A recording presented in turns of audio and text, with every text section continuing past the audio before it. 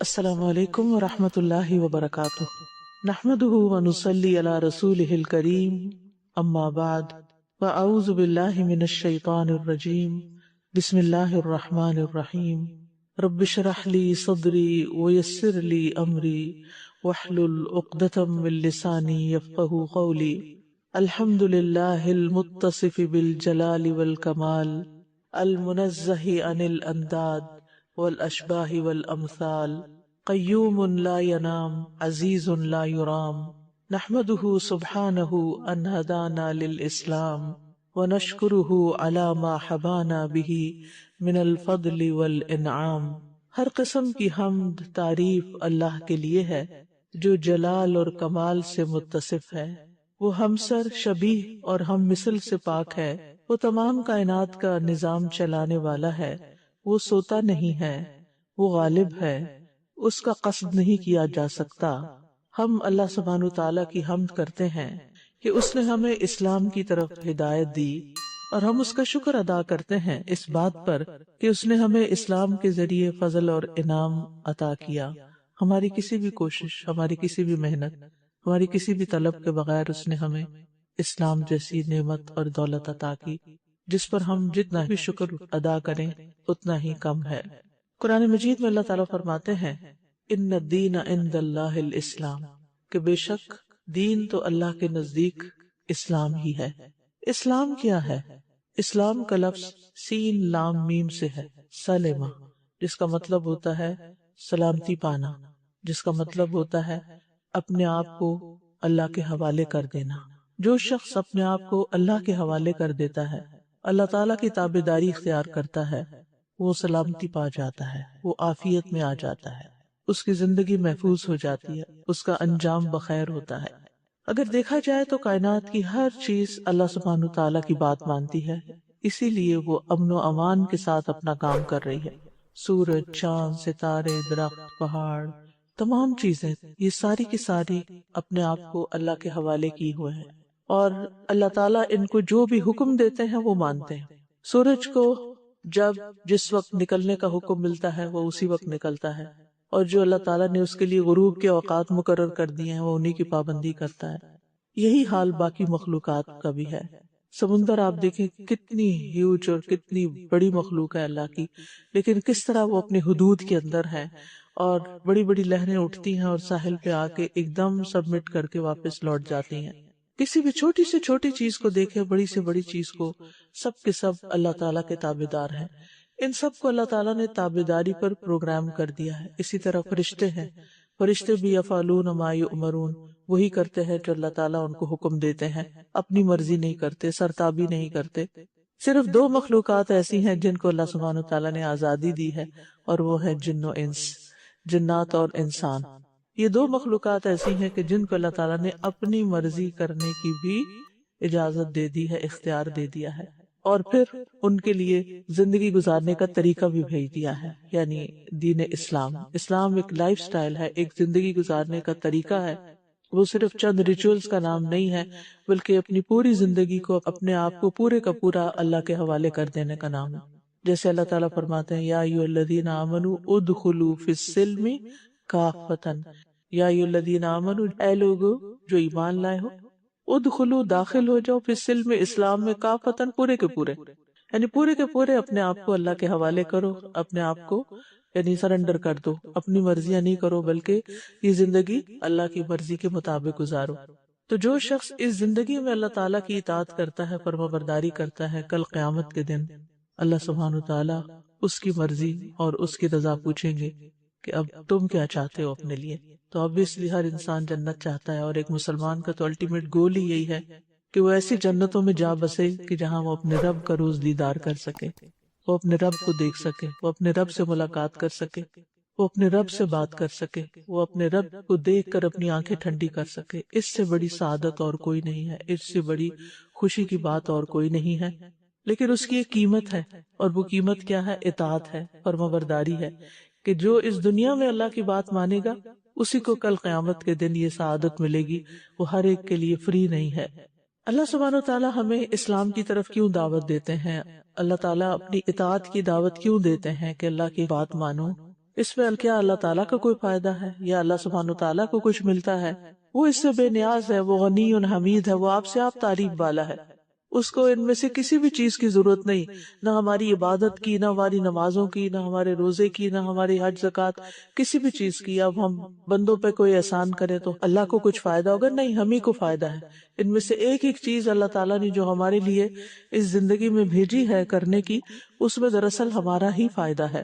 قرآن مجید کی ایک سورت ہے، وہ سورت انفال، اللہ تعالیٰ فرماتے ہیں یا ایھا الذین آمنوا استجیبوا للہ وللرسول اذا دعاکم لما یحییکم واعلموا ان اللہ یحول بین المرء وقلبہ وانہ الیہ تحشرون۔ اے لوگو جو ایمان لائے ہو، اللہ اور رسول کا حکم قبول کر لو جب وہ تمہیں اس کام کے لیے پکاریں جو تمہیں زندگی بخشتا ہے، اور جان لو کہ بے شک اللہ بندے اور اس کے دل کے درمیان حائل ہے، اور یہ کہ تم اسی کی طرف اکٹھے کیے جاؤ گے۔ تو اس سے کیا پتہ چلتا ہے کہ اللہ اور اس کے رسول کا حکم کیوں قبول کیا جائے؟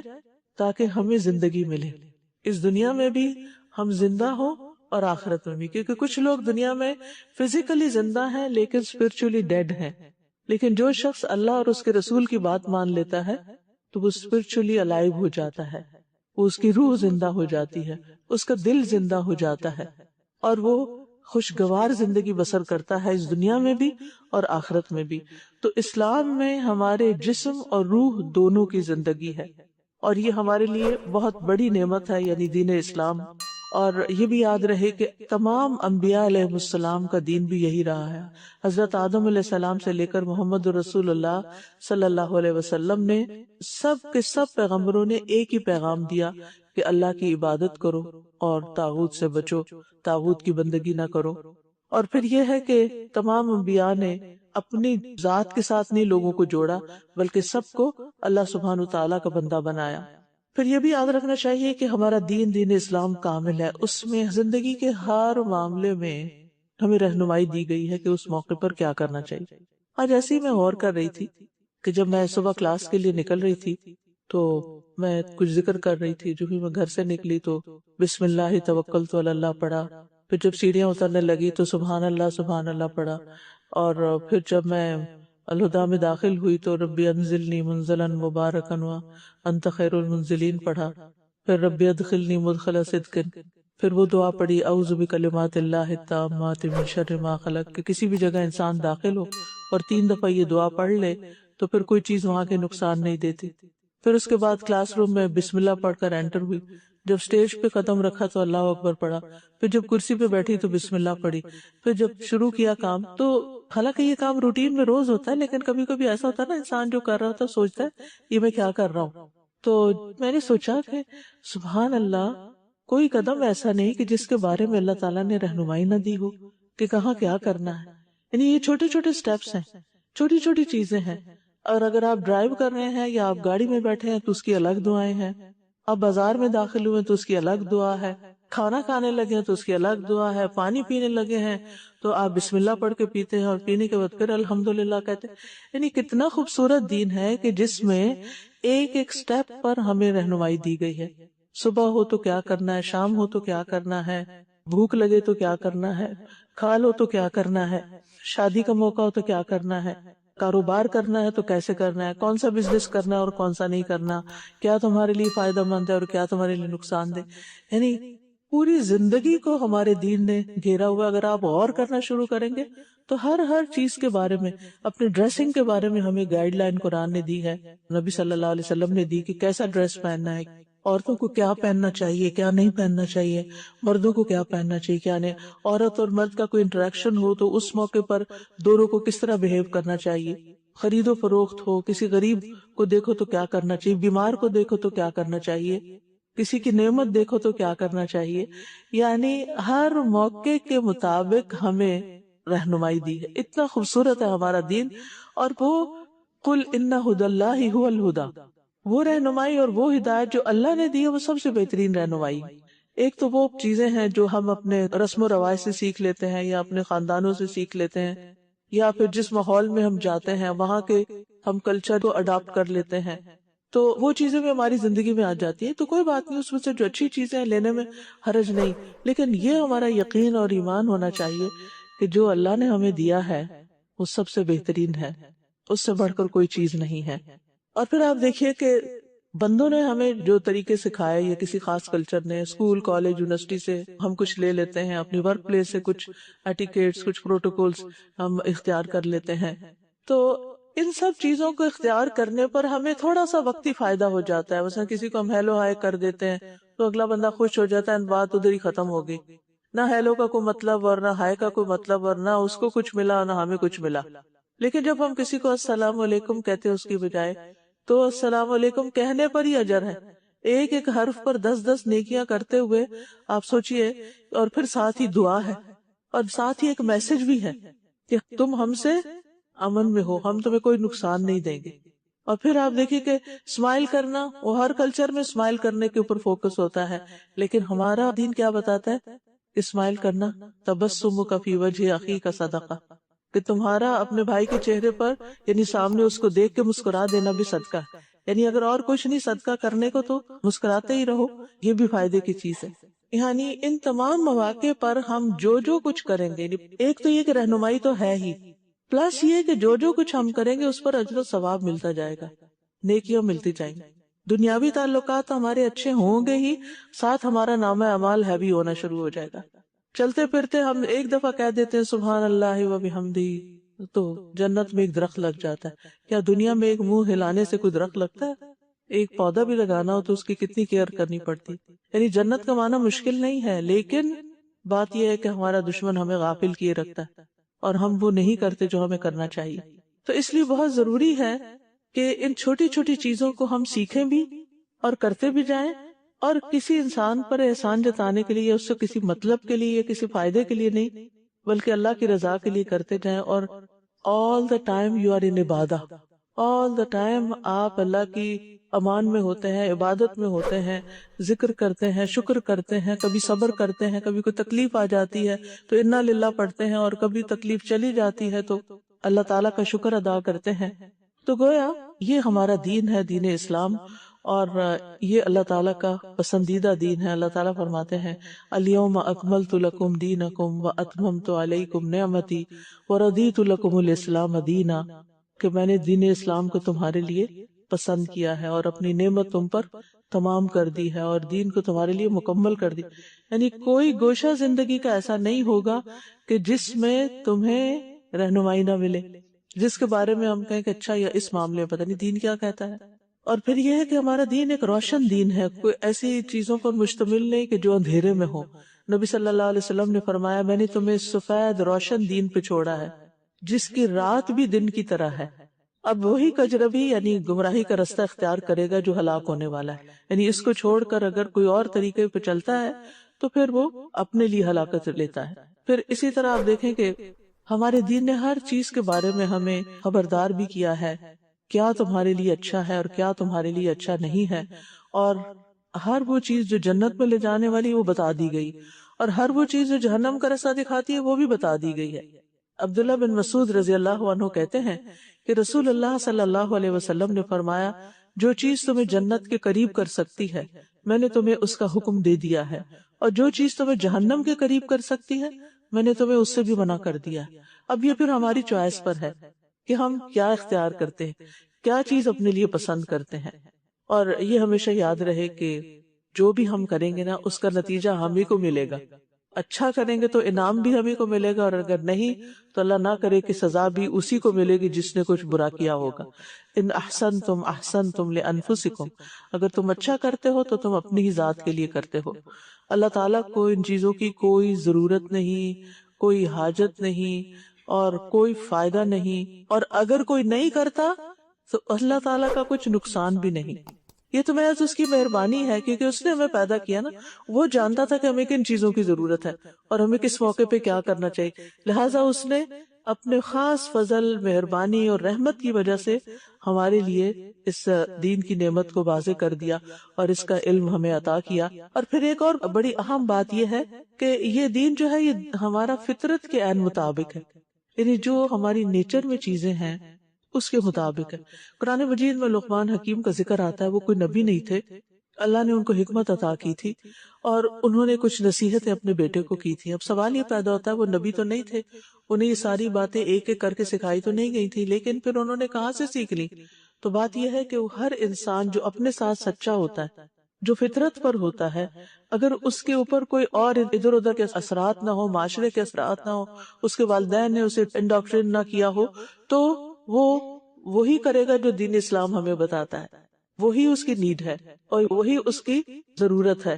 پھر ہم دیکھتے ہیں کہ دین اسلام جو ہے وہ اللہ سبحانہ تعالیٰ نے ہماری خلقت اور ہماری فطرت کے مطابق رکھا ہے, اور جو شخص اس کو فالو کرے گا اس کو اطمینان نصیب ہوگا, اور جو شخص اس کو فالو نہیں کرے گا اس کے اندر اضطراب ہوگا, بے چینی ہوگی, اس کے اندر گھٹن ہوگی, اس کے اندر پریشانی ہوگی, اداسی ہوگی.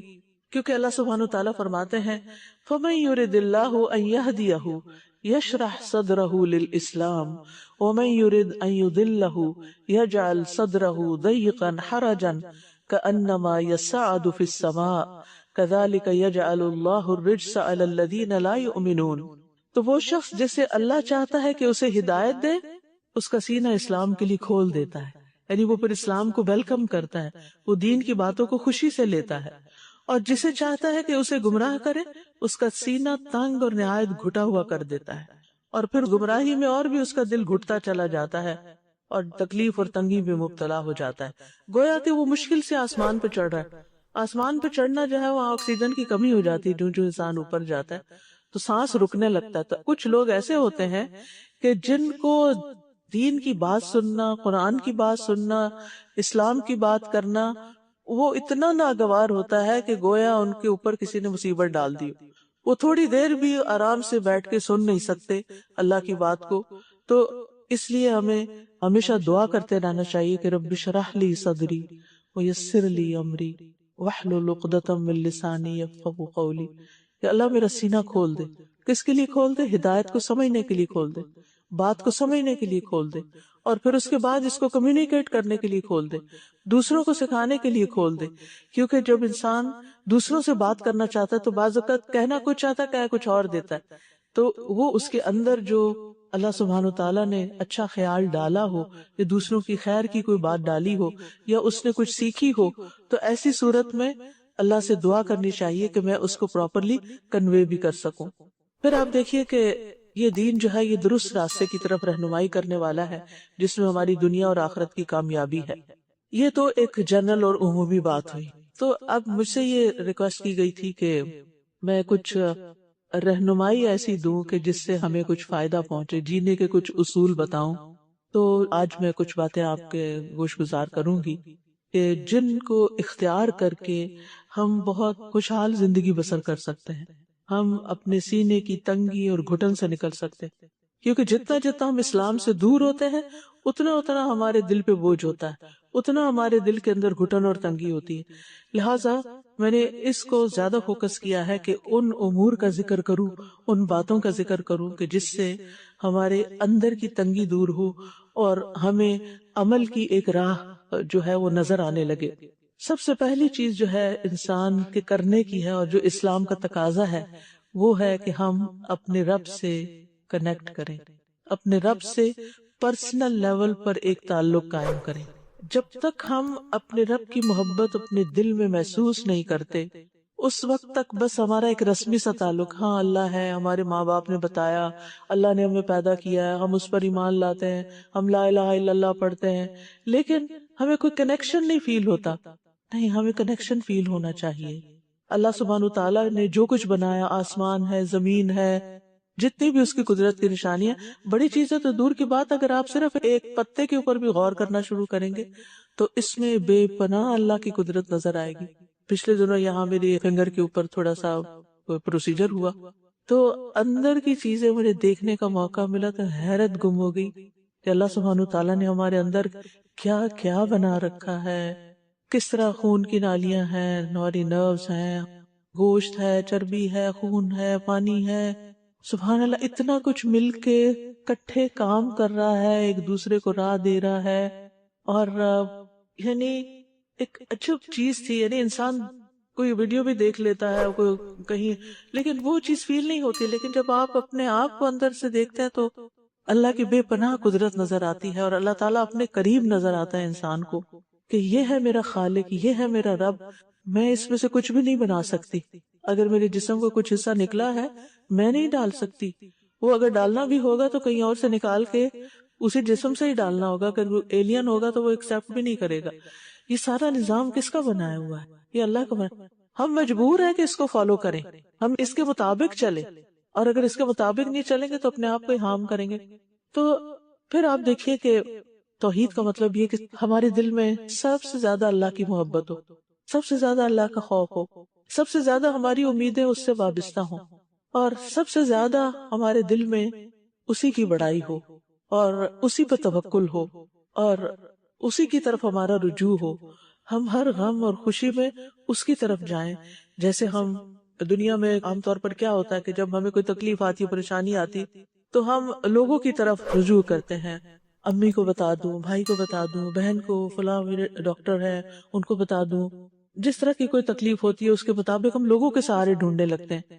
لیکن اللہ کا سہارا سب سے بڑا سہارا ہے.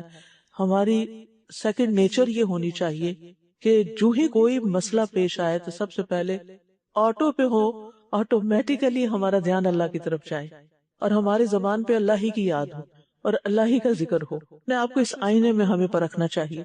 جب یہ چیز پیدا ہو جائے گی تو دل کھلنا شروع ہو جائے گا. پھر یہ ہے کہ ایمان اور عمل صالح جو ہے، ایمان اور یقین کی جو قوت ہے، یہ انسان کے دل کو سکون عطا کرتی ہے. اور پھر اس کے ساتھ ساتھ نیک عمل، کیونکہ عمل جو ہے وہ ایمان کا حصہ ہے، وہ الگ چیز نہیں ہے. یعنی یہ ہو نہیں سکتا کہ آپ اللہ کو مانیں اور اللہ کی بات نہ مانیں. اللہ سبحانہ و تعالیٰ کو ماننے کا مطلب ہی یہ ہے کہ ہم اس کی بات بھی مانیں. اب اگر کوئی آپ سے آ کے کہے کہ میں آپ پہ ٹرسٹ کرتا ہوں، میں آپ کی بہت قدر کرتا ہوں سب کچھ، اور آپ اس کو چھوٹا سا کام کہیں تو وہ کہے کہ I'm sorry، یہ میں نہیں کر سکتا، یہ مجھ سے نہیں ہوتا، تو یہ کس قسم کی محبت ہے اور یہ کس قسم کی اللہ سبحانہ و تعالیٰ کی یاد ہے. پھر اس کے بعد آپ دیکھیے کہ تیسری چیز جو انسان کو فائدہ دیتی وہ علم نافع ہے. علم تو دنیا میں بہت ہے، بے شمار کتابیں لکھی گئی ہیں، اور آپ نے بھی زندگی میں ہو سکتا بہت کچھ پڑھا ہو، لیکن ضروری نہیں کہ وہ سارا کچھ آپ کو فائدہ دے رہا ہو. بعض اوقات وہ الٹا نقصان بھی دیتا ہے. تو ہمیں یہ دعا بھی سکھائی گئی کہ اللہم انی اسألک علما نافعا، کہ اے اللہ مجھے علم نافع عطا فرما. اب جتنا جتنا انسان فائدہ مند علم حاصل کرتا جاتا ہے اور جتنا اس کا علم وسیع ہوتا چلا جاتا ہے، اتنا ہی اس کا دل اور سینہ کھلتا چلا جاتا ہے، انسان کے اندر خوشی بھرنے لگتی ہے، اور پھر انسان اللہ سبحانہ تعالیٰ کی طرف رجوع کرے اور دل کی گہرائی سے اللہ سبحانہ تعالیٰ سے محبت کرے، اور اس کی عبادت میں لذت آنی چاہیے. ٹھیک ہے، ہر انسان کا الگ مزاج ہوتا ہے. کچھ لوگوں کو نماز میں بڑا مزہ آتا ہے، کچھ لوگوں کو روزہ رکھ کے بڑا مزہ آتا ہے، کچھ لوگوں کو صدقہ خیرات زکوٰۃ دے کے بہت لطف آتا ہے، دیکھو دل خوش. کچھ لوگوں کو عمرے پہ عمرہ اور حج پہ حج کر کے بڑا مزہ آتا ہے، کچھ لوگوں کو قرآن کی تلاوت سے بڑا مزہ آتا ہے. آپ اپنا دیکھیں کہ آپ کو کیا چیز اچھی لگتی. اصل تو یہ ہے کہ ہر چیز میں ہی آنا چاہیے، جتنی بھی اللہ کی عبادت کی قسمیں ان سب کو کر کے خوشی اور ایک لذت آنی چاہیے. لیکن اگر نہیں تو پھر کوشش کرنی چاہیے، اپنے لیے گول سیٹ کرنا چاہیے کہ ایک ٹارگٹ ہم نے اچیو کرنا ہے، کہ ہمیں اللہ تعالیٰ کی عبادت بوجھ نہ لگے، مصیبت نہ لگے، تکلیف نہ ہو، بلکہ خوشی ہو. اور جب ہم نماز پڑھ کے بیٹھے تو ہم ہلکے ہو چکے ہو، یوں لگے کہ جیسے سارے غم ہم نے اللہ سبحانہ تعالیٰ کے حوالے کر دیے. پھر چوتھی چیز ہوگی اللہ کی طرف رجوع کرنا. پانچویں چیز ہے ذکر پر دوام، یعنی ہر دم اللہ کو یاد کرے، دل ہی دل میں یاد کریں، زبان سے یاد کریں، لوگوں کے ساتھ ڈسکس کریں، تو یہ بھی انسان کے دل کو اطمینان بخشتا ہے. الا بذکر اللہ تطمئن القلوب. پھر اس کے بعد مخلوق پر احسان، یعنی بندوں کے ساتھ احسان کا معاملہ، ان کے ساتھ بھی جو ہمارے ساتھ احسان کرے اور ان کے ساتھ بھی جو ہمارے ساتھ احسان نہ کریں. ان کے ساتھ بھی جو ہمارے ساتھ اچھے ہیں ان کو بھی اسمائل دیں جو آپ کو اسمائل دے رہے ہیں، اور ان کو بھی دیں جو آپ کو نہیں دیتے. یعنی احسان یہ نہیں ہوتا کہ جیسا کوئی آپ کے ساتھ کر رہا ہے آپ اس کے ساتھ ویسا کریں. احسان یہ ہوتا ہے کہ کوئی آپ کے ساتھ جیسا بھی کرے آپ اس کے ساتھ اچھا ہی کرنے والے ہوں. اور پھر احسان جتانا نہیں مقصود، بلکہ احسان کرنا مقصود ہے، اور وہ اللہ کی خاطر ہی ہو سکتا ہے کہ آپ اس طرح کریں کہ میں اپنے رب کی خاطر کر رہی ہوں. پھر اس کے بعد یہ کہ ساتویں چیز جو ہے شجاعت اور بہادری، یہ بہت ضروری ہے، اور بزدلی سے پرہیز. بہت سے لوگ چھوٹی چھوٹی باتوں سے اتنا گھبرا جاتے ہیں کہ اپنے آپ کو بھول جاتے ہیں اور اللہ کی مدد کو بھول جاتے ہیں. تو تکلیف بڑی ہو یا چھوٹی، لا یکلف اللہ نفسا الا وسعہا. لہذا کوئی بھی چیلنج ہماری زندگی میں درپیش ہو تو ہمیں اس موقع پر اللہ سے مدد لے کے اس کو فیس کرنا چاہیے اور اس مشکل کو حل کرنے کے طریقے ڈھونڈنے چاہیے. اس کے آگے گھٹنے نہیں ٹیکنے، بہادری سے کام لینا ہے. تو جو بہادر انسان ہوتا ہے اس کا سینہ کھلا ہوا ہوتا ہے، اس کا دل کھلا ہوتا ہے. پھر 8ویں چیز ہے دل سے کھوٹ نکالنا. یعنی دل کا کھوٹ، دل کی تنگی، حسد، بغض، کینہ، دشمنی، کنجوسی، ظلم اور دوسروں سے نفرت اور دوسروں کے بارے میں بدگمانیاں، ان سے دل کو صاف کرنا ہے. کیونکہ یہ چیزیں جو ہے یہ انسان کے دل کو کبھی بھی خوش نہیں ہونے دیتی. اب جس سے آپ سے حسد رکھا ہوا اس کو تو کچھ ہوگا یا نہیں، لیکن آپ تو تکلیف میں ہے نا. حسد کی آگ ہوتی ہے اور اس میں انسان جلتا رہتا ہے. کسی کی خوبی دیکھ کے، کسی کی اچھائی دیکھ کے وہ خوش نہیں ہوتا. عبداللہ بن عمر کہتے ہیں کہ رسول اللہ صلی اللہ علیہ وسلم سے سوال کیا گیا کون سا آدمی افضل ہے؟ آپ نے فرمایا ہر سچی زبان والا اور صاف دل والا. صحابہ نے کہا سچی زبان والا تو ہم جانتے ہیں، یہ صاف دل والا کون ہوتا ہے؟ آپ نے فرمایا پرہیزگار، پاک باز، جس کے دل میں نہ کوئی گناہ ہو، نہ زیادتی، نہ کینہ، نہ حسد. صاف صاف. یعنی اگر کوئی چیز اس کے دل کو اچھی نہیں بھی لگی تو تھوڑی دیر کے بعد اس کو بھلا کے کوئی اچھے خیالات لائے. یہ ٹھیک ہے کچھ چیزیں ہمیں بہت بری طرح ہٹ کرتی ہیں، ہمیں تکلیف دیتی ہیں، بعض اوقات اپنوں کی، اور اپنوں کی زیادہ دیتی ہیں. کوئی اور کچھ کہہ دے تو شاید اتنا برا نہ لگے، اگر اپنی ماں بھی کچھ کہہ دے تو آنسو نکل آتے ہیں. تو اٹس ویری نیچرل کہ انسان کو تکلیف دیتی ہیں یہ چیزیں، لیکن ان چیزوں کو اچھی چیز سے بدل دینا چاہیے. آپ دیکھیے کہ اگر آپ پانی پی رہے ہیں اور اچانک کوئی آپ کو چیز چھوٹی سی نظر آتی ہے، اس میں بلیک سا ڈاٹ نظر آتا ہے، تو آپ کیا کرتے ہیں؟ پانی چھوڑ دیتے ہیں یا وہ چیز نکال دیتے ہیں؟ اچھا یہ چھوٹی سی کوئی چیز ہے، اس کو باہر نکال دو، پانی پی لو باقی. یعنی کہ چلتے چلو، ان باتوں کو لے کے بیٹھنے کی ضرورت نہیں. اور پھر 9ویں چیز فضول اور بے مقصد چیزوں سے بچنا. یعنی وہ چیزیں جو ہماری زندگی میں کوئی بھی ویلیو ایڈ نہیں کر رہی، چاہے وہ ہمارے فرینڈز ہوں، چاہے وہ ہمارے کام ہوں، چاہے ہماری ہابیز ہوں، کچھ بھی ہو، اگر اس چیز سے کوئی نتیجہ نہیں نکل رہا، کوئی فائدہ نہیں ہو رہا، تو ان چیزوں کو چھوڑ دینا چاہیے اور زیادہ اہم چیزوں کی طرف متوجہ ہونے چاہیے. ضرورت سے زیادہ باتیں کرنا، ضرورت سے زیادہ باتوں میں لگ جانا، ضرورت سے زیادہ لوگوں میں گھلنا ملنا، ضرورت سے زیادہ کھا لینا، ضرورت سے زیادہ سو جانا، ضرورت سے زیادہ چیزوں کو اپنے اوپر سوار کر لینا، چھوٹی سی بات کو اپنے اوپر بس حاوی کر لینا، طاری کر لینا کہ یہ کب ختم ہوگا، یہ کیسے ہوگا. تو ان چیزوں سے بھی باہر نکلنا چاہیے. یعنی انسان کو ہر چیز بیلنس کے ساتھ کرنے کی ضرورت ہے، ایک لمٹ کے اندر کرنے کی ضرورت ہے. اس سے انسان کے دل کے اندر ایک خوشی پیدا ہوتی ہے. اگر آپ زیادہ کھا بھی لیں گے نا، اس وقت تو مزہ آ رہا کھا رہے کھائیں، اس کے بعد جو طبیعت خراب ہوگی وہ ساری خوشی ماری جائے گی. آپ سونے میں مزہ آ رہا ہے، اٹھنے کو دل نہیں چاہ رہا، سوئے جا رہے، لیکن جب آپ اٹھیں گے تو پھر کیا فریش اٹھیں گے؟ جب ضرورت سے زیادہ سو لیا جاتا ہے تو انسان اس میں بھی تھک جاتا ہے. پھر اسی طرح یہ ہے کہ آپ ضرورت سے زیادہ باتیں کر لیتے ہیں تو تھوڑی دیر کے بعد آپ پھر ایک ٹھنڈی سانس لیتے ہیں، ایسے دل کے اندر ایک اداسی سی آ جاتی ہے. ٹائم ویسٹ کر لیتے ہیں تو تب بھی ایسی پریشانی سی آتی. لیکن اگر آپ ضرورت کی بات کریں، نہ تو کسی کو اگنور کریں اور نہ ہی بہت باتوں میں لگ جائیں، مناسب انداز سے ایک معتدل بات، کسی سے ملاقات بھی کرنے جائیں تو بیکار میں بیٹھے نہ رہیں کہ نہ کسی کا وقت ضائع کریں نہ اپنا کریں. اور جب کام ختم ہو جائے تو اپنی واپسی کی راہ لیں، کیونکہ بعض لوگ اگر کسی سے ملاقات کے لیے جاتے ہیں تو اٹھنے کا نام ہی نہیں لیتے. کوئی گھر میں انوائٹ تو کر لے، پھر سب لوگ چلے جائیں گے، کوئی ایک آدھ لوگ جو ہے وہ بیٹھے ہی رہیں گے اور دوسروں کا وقت ضائع کرتے رہیں گے. گھر والا نہ بیچارہ کسی کام کا. نبی صلی اللہ علیہ وسلم کے ساتھ بھی یہی ہوا تھا. جب حضرت زینب کے ساتھ آپ کا نکاح ہوا تو اس ولیمے کے موقع پر 2 لوگ جو تھے وہ گھر ہی نہیں گئے، بیٹھے ہی رہے اور باتیں کرتے رہے. ہوتا تو یہی ہے نا کہ جب مزے مزے کے کھانے کھا لیتے ہیں، پھر سویٹ کھا لیتے ہیں، پھر اس کے بعد چائے کہوا چل رہا ہوتا ہے، پھر اس وقت ہی تو طاقت آتی ہے اور اسی وقت تو پھر اصل باتیں شروع ہوتی ہیں. تو ایسی چیزوں میں بھی انسان کو اپنے آپ کو روکنا چاہیے کہ بس دس از اے لمٹ، بس اس سے آگے نہیں جانا.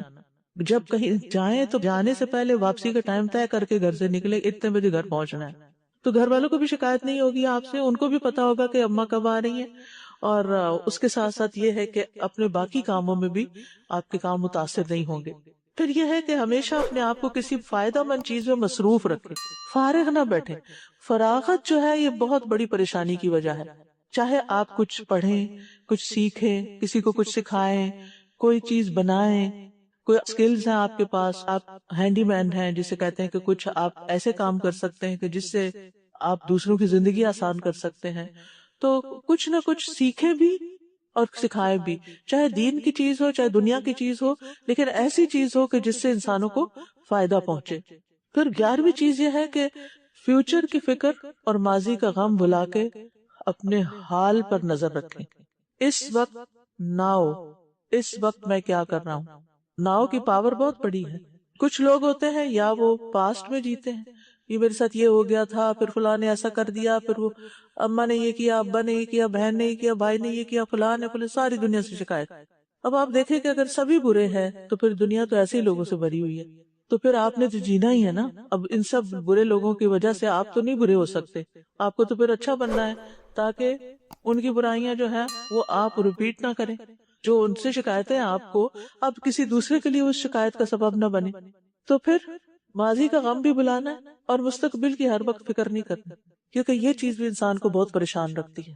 فیوچر ہمارے ہاتھ میں ہے، ماضی ہمارے ہاتھ میں ہے، ہمارے ہاتھ میں تو جس ویری لمحہ، یہ مومنٹ، بس اس میں ہم نے کیا کرنا ہے وہ ہمیں سوچنا ہے، اور اس کے لیے ہم کام کرتے رہیں، کچھ نہ کچھ ہم اچھی پازیٹیو چیز میں لگے رہیں، اور جب ہم وہ کریں گے تو اس سے یہ ہوگا کہ پریشانیاں خود بخود دور ہو جائیں گی۔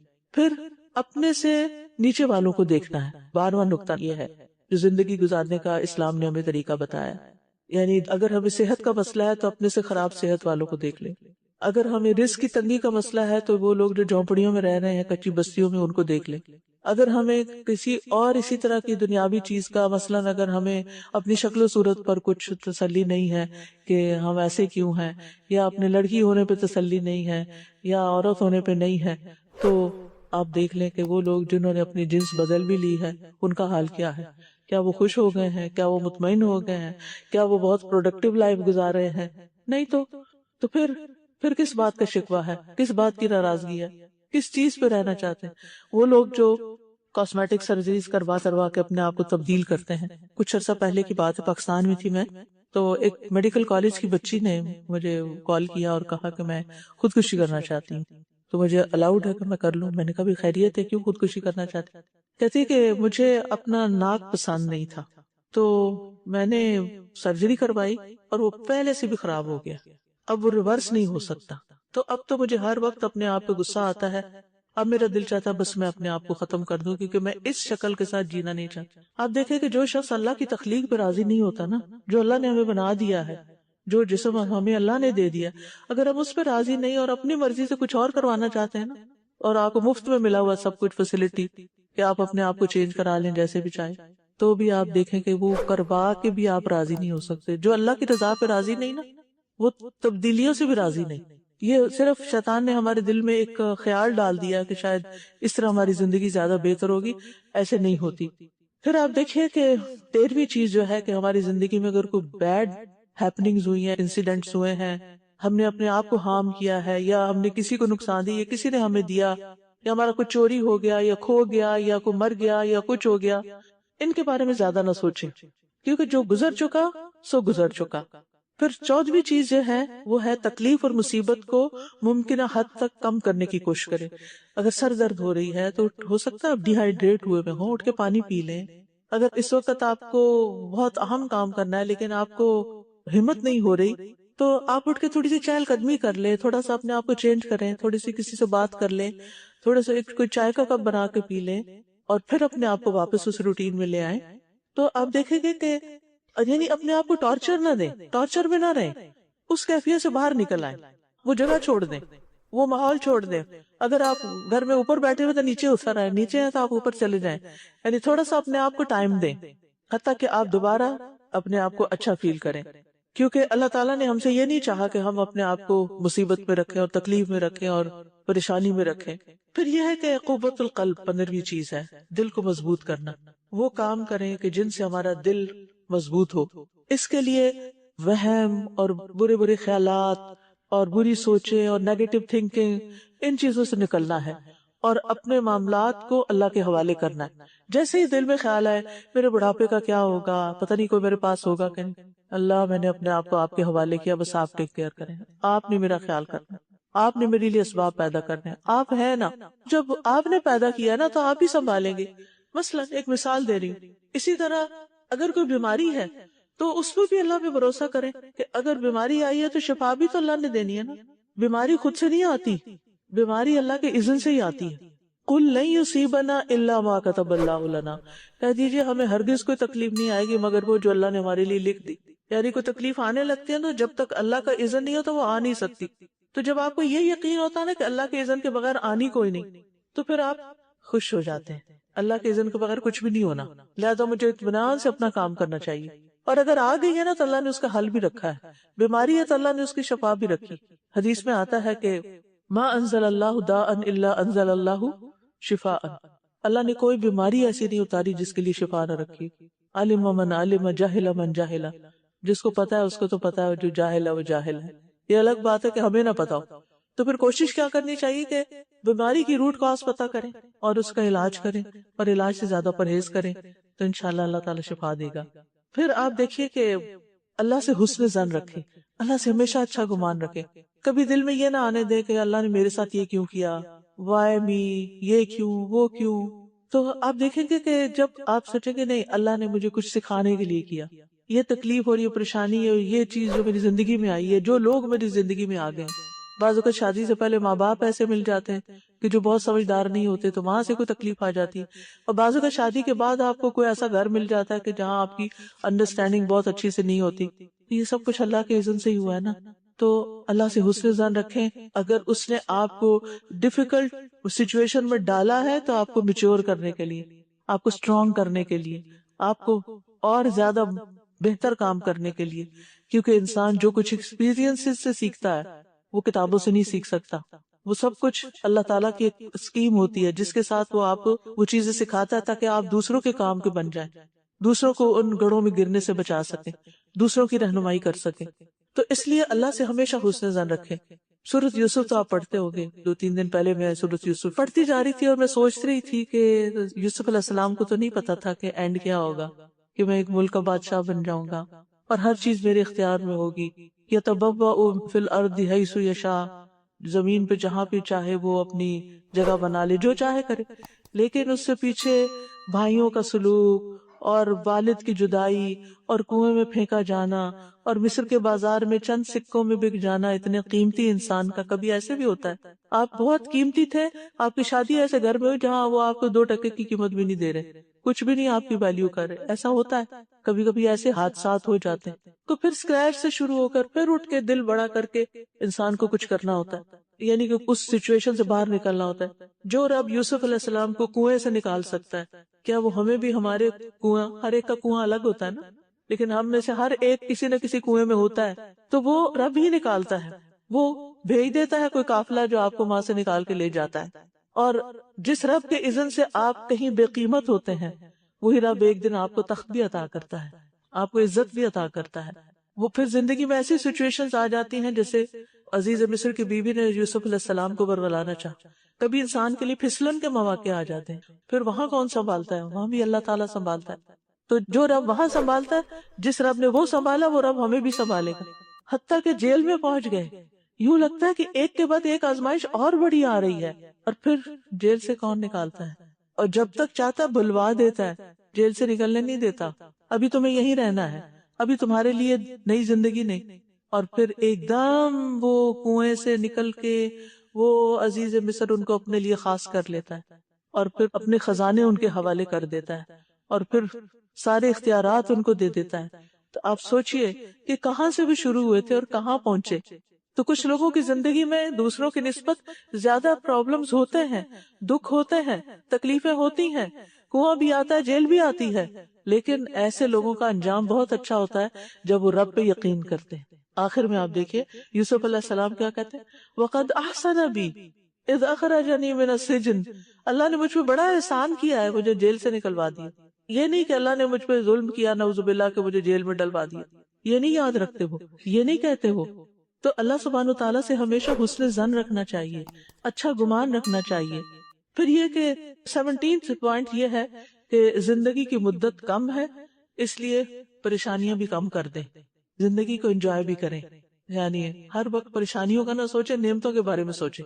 ہمیں پریشانیوں سے زیادہ نعمتیں ملی ہوئی ہیں لیکن ہم ان کا ادراک نہیں کرتے، ان کے بارے میں سوچتے نہیں، لہٰذا پریشان رہتے ہیں۔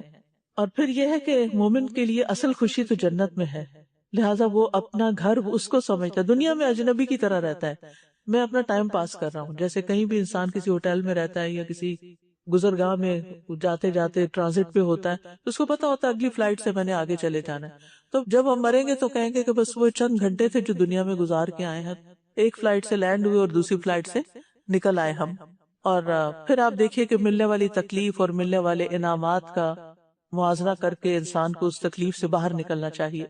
پھر 19ویں بات یہ ہے کہ لوگوں کی تکلیف دہ باتوں کی طرف توجہ نہیں کرنی چاہیے، ایک کان سے سن کے ایک سے نکال دیں، کوئی بات نہیں، یہ ایسے ہی، یعنی اپنے کان کو بلاک کر لیں۔ کچھ لوگ تو ہیڈ فون بھی پہن لیتے ہیں، اچھا کرتے ہیں، سنتے ہی نہیں ہیں، خاص طور پہ بچے، لیکن کبھی کبھی ماں باپ کی کڑوی باتیں اچھی بھی ہوتی ہیں اور سن بھی لینی چاہیے۔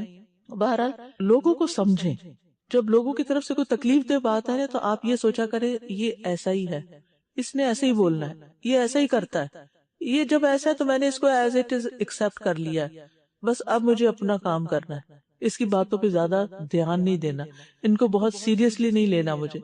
پھر 20ویں چیز یہ ہے کہ اپنی سوچ کو ان کاموں پر فوکس کرے جو اس کو دین اور دنیا میں فائدہ دیتے ہیں، نئے نئے آئیڈیاز لایا کریں، سوچا کریں۔ اللہ تعالیٰ ہر بندے کے اندر اچھے الہام کرتا ہے، ہر بندے کے ساتھ ایک شیطان ایک فرشتہ ہے، شیطان اگر وسوسے ڈالتا ہے نا تو فرشتہ بھی ہے جو الہام کرتا ہے، اچھی باتیں بھی آپ کو سجھاتا ہے کہ اچھا یہ کر لو وہ کر لو۔ ایک ڈائری بنائیں یا کوئی جگہ رکھیں جہاں پر آپ اچھے اچھے آئیڈیاز لکھا کریں، اپنے خواب لکھا کریں، اپنی خواہشات لکھا کریں کہ میں زندگی میں یہ بننا چاہتی ہوں، یہ کرنا چاہتی ہوں، آخرت میں مجھے جنت الفردوس چاہیے، تو اس کے لیے پھر روڈ میپ بنائیں کہ یہ دنیا میں کسی گول کو اچیو کرنے کے لیے مجھے کیا کیا کرنا ہے اور آخرت میں جنت کو حاصل کرنے کے لیے مجھے کیا کرنا ہے۔ پھر اسی طرح 21ویں بات یہ ہے کہ نیکی کا صلہ بندوں سے نہیں چاہیں، اللہ سے چاہیں۔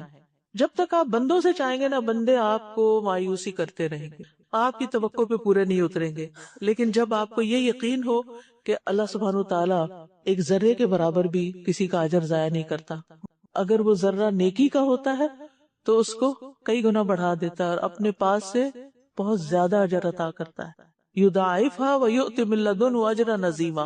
تو جو رب ذرے کا اجر عظیم ایک کھجور کا بدلہ ایک احد پہاڑ کی شکل پہ دے سکتا ہے، تو پھر اس رب سے کتنا اچھا حسن ظن رکھنا چاہیے، کتنا اچھا گمان رکھنا چاہیے اور اچھے کاموں کو اپنی زندگی کا نصب العین بنانا چاہیے۔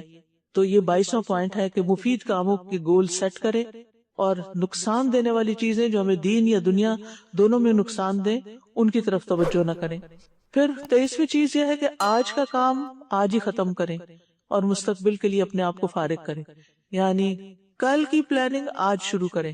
کچھ لوگ یہ آج کے دن کو بس موج مستی میں گزار دیں، بس جو آ رہا ہے سامنے وہ کر لو، کوئی پلاننگ نہیں، کچھ نہیں۔ آپ کو اگر صبح جلدی اٹھنا ہے تو جلدی سونا بھی ہوگا، اور اگر جلدی سونا ہے تو پھر آپ کو اپنے کام اس سے پہلے نپٹانے بھی ہوں گے، اور یہ ہر شخص کو اپنا خود اصول بنانا چاہیے اپنی زندگی کا۔ پھر 24ویں چیز یہ ہے کہ انسان اپنے کاموں کی درجہ بندی کرے۔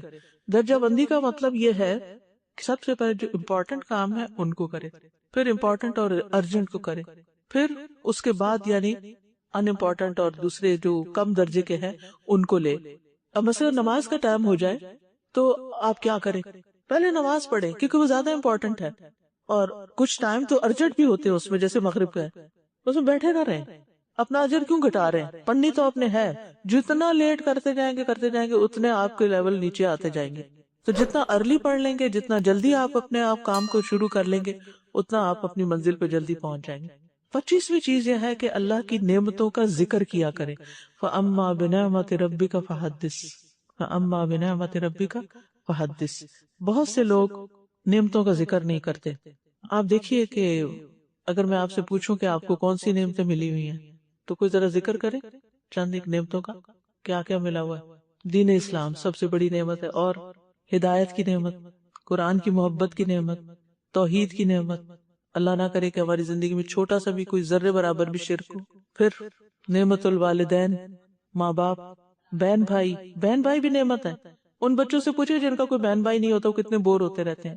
پھر نعمت العافیہ کہ اللہ نے ہمیں صحت اور عافیت کے ساتھ رکھا ہوا ہے. پھر اولاد کی نعمت، امن و امان کی نعمت، جو شادی شدہ ہے ان کے لیے زوجیت کی نعمت.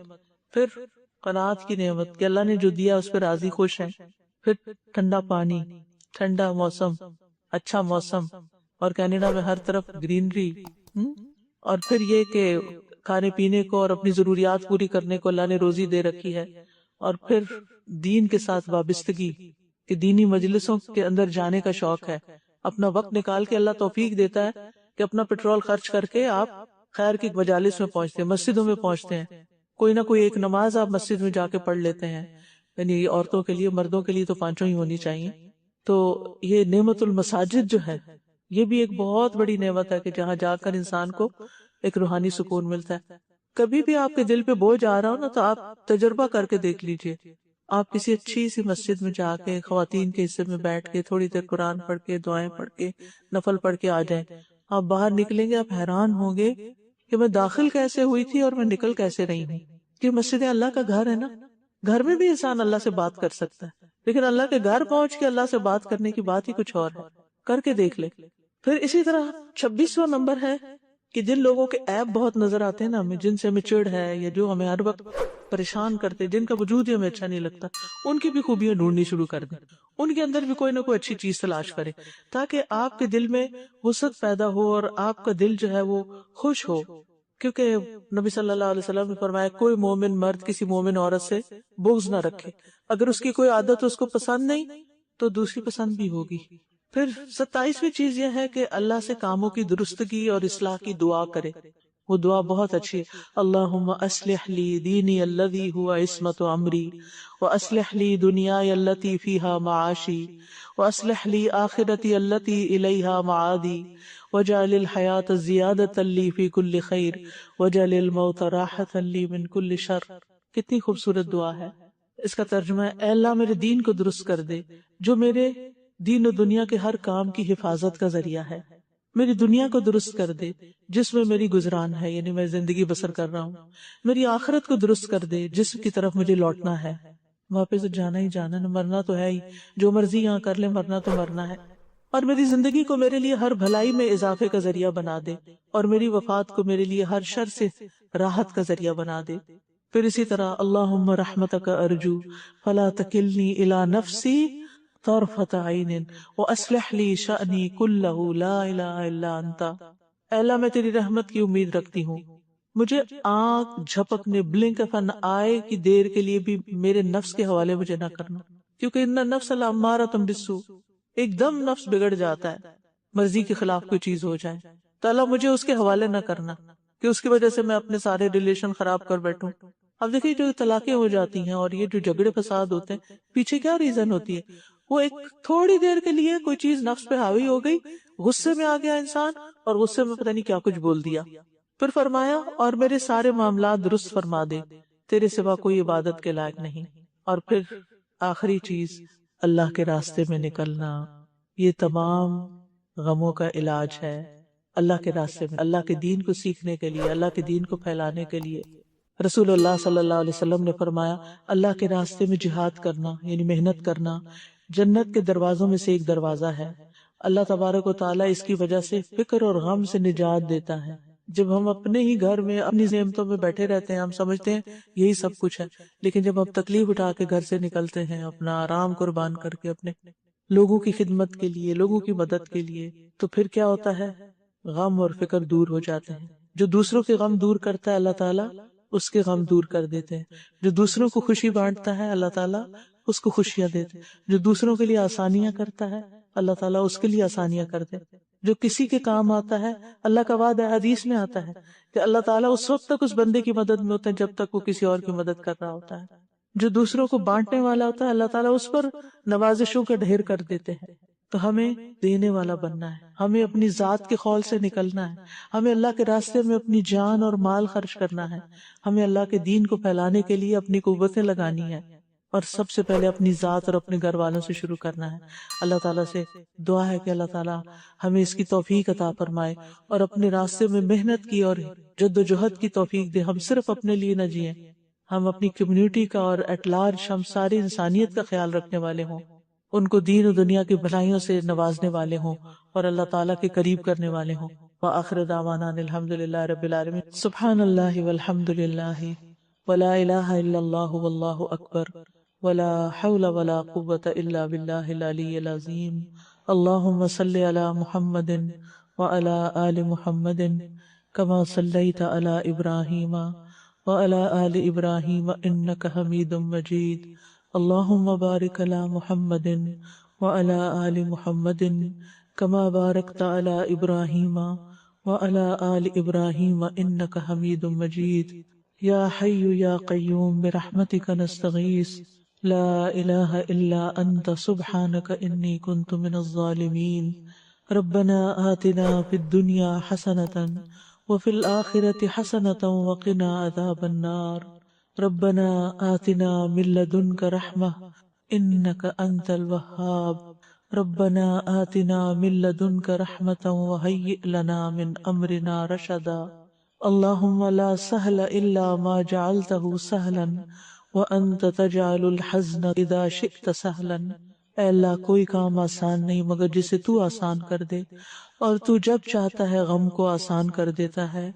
اللہم رحمتک ارجو فلا تکلنی الی نفسی طرفۃ عین واصلح لی شأنی کلہ لا الہ الا انت۔ اے اللہ میں تیری رحمت کی امید رکھتا ہوں، تو مجھے آنکھ جھپکنے کی دیر بھی مجھے میرے نفس کے حوالے نہ کرنا، اور میرے لیے میرے سارے معاملات درست فرما دے، تیرے سوا کوئی معبود نہیں۔ اللہم اصلح لی دینی الذی هو عصمت امری واصلح لی دنیای التی فیہا معاشی واصلح لی آخرتی التی فیہا معادی واجعل الحیاة زیادة لی فی کل خیر واجعل الموت راحة لی من کل شر۔ اللہم اقسم لنا من خشیتک ما یحول بیننا وبین معاصیک ومن طاعتک ما تبلغنا به جنتک ومن الیقین ما تہون به علینا مصیبات الدنیا ومتعنا باسماعنا وابصارنا وقواتنا ما احییتنا واجعلہ الوارث منا واجعل ثأرنا على من ظلمنا وانصرنا على من عادانا ولا تجعل مصیبتنا فی دیننا ولا تجعل الدنیا اکبر ہمنا ولا مبلغ علمنا ولا تسلط علینا من لا یرحمنا۔ اللہم انا نعوذ بک من جہد البلاء ودرک الشقاء وسوء القضاء وشماتة الاعداء۔ اللہم انا نسألک المعافاة فی الدنیا والآخرہ۔ اللہم انا نسألک العافیۃ فی الدنیا والآخرہ۔ اللہم انا نسألک العفو والعافیہ فی دیننا ودنیانا واہلنا ومالنا۔ اللہم استر عوراتنا وآمن روعاتنا وآمن روعاتنا وآمن روعاتنا۔ اللہم احفظنا من بین ایدینا ومن خلفنا وعن یمیننا وعن شمائلنا ومن فوقنا ونعوذ بعظمتک ان نغتال من تحتنا۔ رب انی لما انزلت الی من خیر فقیر۔ اللہم آتنا فی الدنیا حسنہ وفی الآخرۃ حسنہ وقنا عذاب النار۔ ربنا لا تؤاخذنا ان نسینا او اخطانا، ربنا ولا تحمل علینا اسرا کما حملته علی الذین من قبلنا، ربنا ولا تحملنا ما لا طاقة لنا به واعف عنا واغفر لنا وارحمنا انت مولانا فانصرنا على القوم الكافرین۔ اللہم انا نسألک من الخیر کلہ عاجلہ وآجلہ ما علمنا منہ وما لم نعلم۔ اللہم انا نسألک من خیر ما سألک عبدک ونبیک محمد صلی اللہ علیہ وسلم ونعوذ بک من شر ما عاذ منہ عبدک ونبیک۔ اللہم انا نسألک الجنہ، اللہم انا نسألک الجنہ، اللہم انا نسألک الجنہ وما قرب الیہا من قول او عمل، ونسألک ان تجعل کل قضاء قضیتہ لنا خیرا یا اللہ تو ہمارے حق میں جو بھی فیصلہ کرے وہ ہمارے لیے خیر کا باعث بنا دے۔ یا رب العالمین، ہم تجھ سے دنیا اور آخرت کی نعمتوں اور دنیا اور آخرت کی بھلائیوں کا سوال کرتے ہیں۔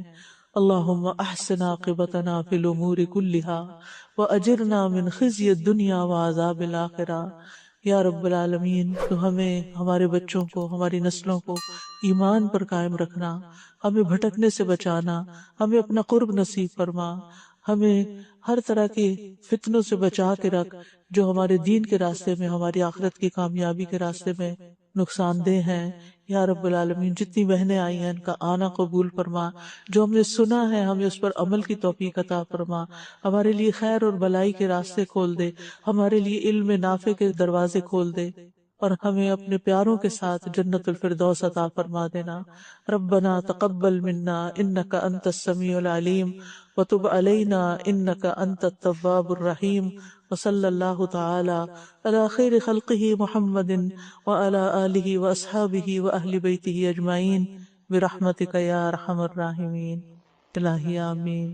سبحانک اللہم وبحمدک، اشہد ان لا الہ الا انت، استغفرک واتوب الیک۔ السلام علیکم ورحمۃ اللہ وبرکاتہ۔ السلام علیکم ورحمۃ اللہ وبرکاتہ۔ نحمده ونصلی علی رسولہ الکریم، اما بعد فاعوذ باللہ من الشیطان الرجیم، بسم اللہ الرحمن الرحیم۔ رب اشرح لی صدری ویسر لی امری واحلل عقدۃ من لسانی یفقہوا قولی۔ الحمد للہ المتصف بالجلال والکمال، المنزہ عن الانداد والاشباہ والامثال، قیوم لا ینام عزیز لا یرام، نحمدہ سبحانہ ان ہدانا للاسلام ونشکرہ علی ما حبانا بہ من الفضل والانعام۔ ہر قسم کی حمد تعریف اللہ کے لیے ہے جو جلال اور کمال سے متصف ہے، وہ ہمسر، شبیہ اور ہم مثل سے پاک ہے، وہ تمام کائنات کا نظام چلانے والا ہے، وہ سوتا نہیں ہے، وہ غالب ہے، اس کا قصد نہیں کیا جا سکتا۔ ہم اللہ سبحانہ تعالیٰ کی حمد کرتے ہیں کہ اس نے ہمیں اسلام کی طرف ہدایت دی، اور ہم اس کا شکر ادا کرتے ہیں اس بات پر کہ اس نے ہمیں اسلام کے ذریعے فضل اور انعام عطا کیا۔ ہماری کسی بھی کوشش، ہماری کسی بھی محنت، ہماری کسی بھی طلب کے بغیر اس نے ہمیں اسلام جیسی نعمت اور دولت عطا کی، جس پر ہم جتنا بھی شکر ادا کریں اتنا ہی کم ہے۔ قرآن مجید میں اللہ تعالیٰ فرماتے ہیں ان الدین عند اللہ الاسلام، کہ بے شک دین تو اللہ کے نزدیک اسلام ہی ہے۔ اسلام کیا ہے؟ اسلام کا لفظ سین لام میم سے ہے، سلمہ، جس کا مطلب ہوتا ہے سلامتی پانا، جس کا مطلب ہوتا ہے اپنے آپ کو اللہ کے حوالے کر دینا۔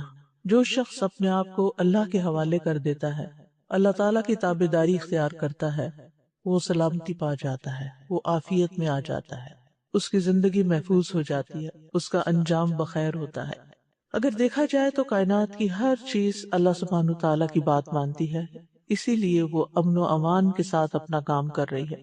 سورج، چاند، ستارے، درخت، پہاڑ، تمام چیزیں، یہ ساری کی ساری اپنے آپ کو اللہ کے حوالے کی ہوئے ہیں، اور اللہ تعالیٰ ان کو جو بھی حکم دیتے ہیں وہ مانتے ہیں۔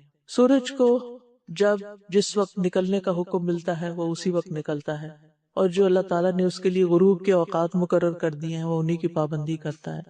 یہی حال باقی مخلوقات کا بھی ہے۔ سمندر آپ دیکھیں کتنی ہیوج اور کتنی بڑی مخلوق ہے اللہ کی، لیکن کس طرح وہ اپنے حدود کے اندر ہے، اور بڑی بڑی لہریں اٹھتی ہیں اور ساحل پہ آ کے ایک دم سبمٹ کر کے واپس لوٹ جاتی ہیں۔ کسی بھی چھوٹی سے چھوٹی چیز کو دیکھیں، بڑی سے بڑی چیز کو، سب کے سب اللہ تعالیٰ کے تابعدار ہیں۔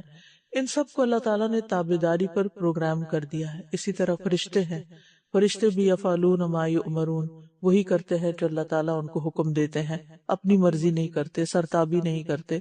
صرف دو مخلوقات ایسی ہیں جن کو اللہ سبحانہ تعالیٰ نے آزادی دی ہے، اور وہ ہے جن و انس، جنات اور انسان۔ یہ دو مخلوقات ایسی ہیں کہ جن کو اللہ تعالیٰ نے اپنی مرضی کرنے کی بھی اجازت دے دی ہے، اختیار دے دیا ہے، اور پھر ان کے لیے زندگی گزارنے کا طریقہ بھی بھیج دیا ہے، یعنی دین اسلام۔ اسلام ایک لائف سٹائل ہے، ایک زندگی گزارنے کا طریقہ ہے وہ صرف چند ریچولز کا نام نہیں ہے، بلکہ اپنی پوری زندگی کو، اپنے آپ کو پورے کا پورا اللہ کے حوالے کر دینے کا نام ہے. جیسے اللہ تعالیٰ فرماتے ہیں یا ایھا الذین آمنوا ادخلوا فی السلم کافۃ، یا ایھا الذین آمنوا، اے لوگو جو ایمان لائے ہو، ادخلوا داخل ہو جاؤ، فی السلم اسلام میں، کافۃ پورے کے پورے، یعنی پورے کے پورے اپنے آپ کو اللہ کے حوالے کرو، اپنے آپ کو یعنی سرنڈر کر دو، اپنی مرضیاں نہیں کرو بلکہ یہ زندگی اللہ کی مرضی کے مطابق گزارو. تو جو شخص اس زندگی میں اللہ تعالیٰ کی اطاعت کرتا ہے، فرمانبرداری کرتا ہے، کل قیامت کے دن اللہ سبحانہ وتعالیٰ اس کی مرضی اور اس کی رضا پوچھیں گے کہ اب تم کیا چاہتے ہو اپنے لیے. تو obviously ہر انسان جنت چاہتا ہے، اور ایک مسلمان کا تو الٹیمیٹ گول ہی یہی ہے کہ وہ ایسی جنتوں میں جا بسے کہ جہاں وہ اپنے رب کا روز دیدار کر سکے، وہ اپنے رب کو دیکھ سکے، وہ اپنے رب سے ملاقات کر سکے، وہ اپنے رب سے بات کر سکے، وہ اپنے رب کو دیکھ کر اپنی آنکھیں ٹھنڈی کر سکے. اس سے بڑی سعادت اور کوئی نہیں ہے، اس سے بڑی خوشی کی بات اور کوئی نہیں ہے.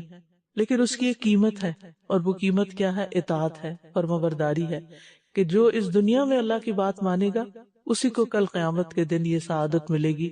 وہ ہر ایک کے لیے فری نہیں ہے. اللہ سبحانہ وتعالیٰ ہمیں اسلام کی طرف کیوں دعوت دیتے ہیں؟ اللہ تعالیٰ اپنی اطاعت کی دعوت کیوں دیتے ہیں کہ اللہ کی بات مانو؟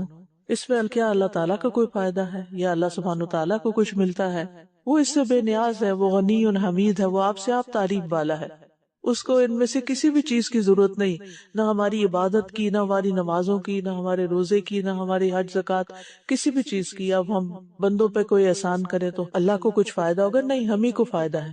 ان میں سے ایک ایک چیز اللہ تعالیٰ نے جو ہمارے لیے اس زندگی میں بھیجی ہے کرنے کی، اس میں دراصل ہمارا ہی فائدہ ہے. قرآن مجید کی ایک سورت ہے، سورت انفال. اللہ تعالیٰ فرماتے ہیں یا ایھا الذین آمنوا استجیبوا للہ وللرسول اذا دعاکم لما یحییکم واعلموا ان اللہ یحول بین المرء وقلبہ وانہ الیہ تحشرون. اے لوگو جو ایمان لائے ہو، اللہ اور رسول کا حکم قبول کر لو جب وہ تمہیں اس کام کے لیے پکاریں جو تمہیں زندگی بخشتا ہے، اور جان لو کہ بے شک اللہ بندے اور اس کے دل کے درمیان حائل ہے، اور یہ کہ تم اسی کی طرف اکٹھے کیے جاؤ گے.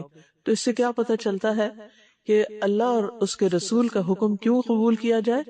تاکہ ہمیں زندگی ملے، اس دنیا میں بھی ہم زندہ ہوں اور آخرت میں بھی. کیونکہ کچھ لوگ دنیا میں فزیکلی زندہ ہیں لیکن اسپرچولی ڈیڈ ہیں. لیکن جو شخص اللہ اور اس کے رسول کی بات مان لیتا ہے تو وہ اسپرچولی الائیو ہو جاتا ہے، وہ اس کی روح زندہ ہو جاتی ہے، اس کا دل زندہ ہو جاتا ہے، اور وہ خوشگوار زندگی بسر کرتا ہے اس دنیا میں بھی اور آخرت میں بھی. تو اسلام میں ہمارے جسم اور روح دونوں کی زندگی ہے، اور یہ ہمارے لیے بہت بڑی نعمت ہے، یعنی دین اسلام.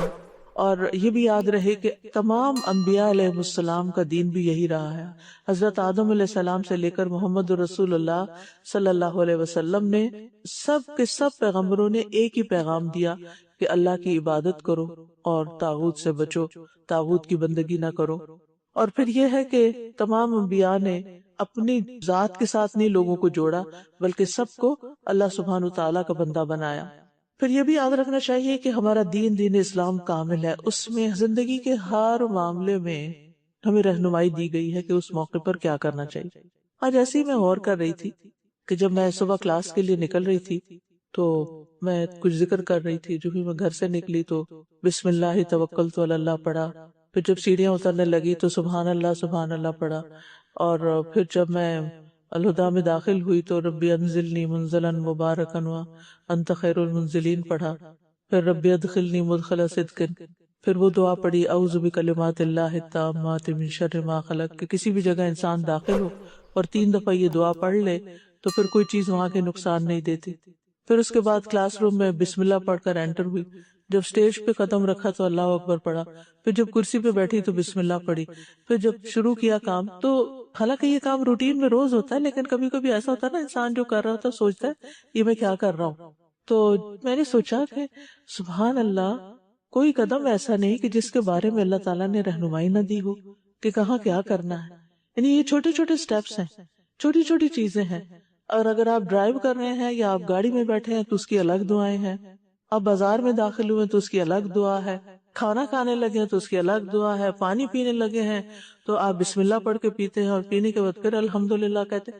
یعنی کتنا خوبصورت دین ہے کہ جس میں ایک ایک سٹیپ پر ہمیں رہنمائی دی گئی ہے. صبح ہو تو کیا کرنا ہے، شام ہو تو کیا کرنا ہے، بھوک لگے تو کیا کرنا ہے، کھا لو تو کیا کرنا ہے، شادی کا موقع ہو تو کیا کرنا ہے، کاروبار کرنا ہے تو کیسے کرنا ہے، کون سا بزنس کرنا ہے اور کون سا نہیں کرنا، کیا تمہارے لیے فائدہ مند ہے اور کیا تمہارے لیے نقصان دہ. یعنی پوری زندگی کو ہمارے دین نے گھیرا ہوا. اگر آپ غور کرنا شروع کریں گے تو ہر چیز کے بارے میں، اپنے ڈریسنگ کے بارے میں ہمیں گائیڈ لائن قرآن نے دی ہے، نبی صلی اللہ علیہ وسلم نے دی کہ کیسا ڈریس پہننا ہے، عورتوں کو کیا پہننا چاہیے کیا نہیں پہننا چاہیے، مردوں کو کیا پہننا چاہیے کیا نہیں، عورت اور مرد کا کوئی انٹریکشن ہو تو اس موقع پر دونوں کو کس طرح بہیو کرنا چاہیے، خرید و فروخت ہو، کسی غریب کو دیکھو تو کیا کرنا چاہیے، بیمار کو دیکھو تو کیا کرنا چاہیے، کسی کی نعمت دیکھو تو کیا کرنا چاہیے. یعنی ہر موقع کے مطابق ہمیں رہنمائی دی ہے. اتنا خوبصورت ہے ہمارا دین. اور وہ قل ان ھدی اللہ ھو الھدی، وہ رہنمائی اور وہ ہدایت جو اللہ نے دی ہے وہ سب سے بہترین رہنمائی.